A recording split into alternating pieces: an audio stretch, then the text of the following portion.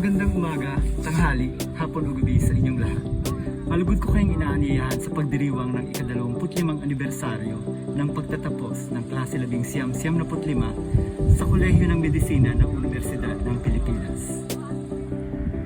Grabe, ang bilis talaga ng panahon. Parang kailan lang magkakasama tayo sa iisang bakuran, silid-aralan, ospital at kantina. Pero ngayon, nasa iba't ibang bahagi na ng mundo tayo matatagpuan. Bongga, di ba?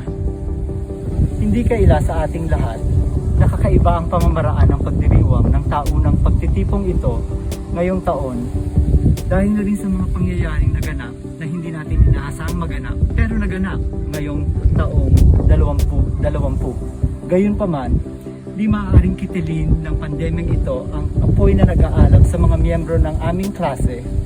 Kaya naman eto kami ngayon at nakapaloob sa pinilakang tabing para mairaos ang selebrasyong ito.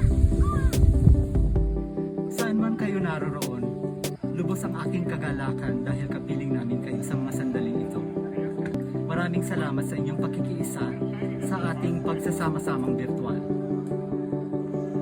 Ang tanong, handa na ba kayo?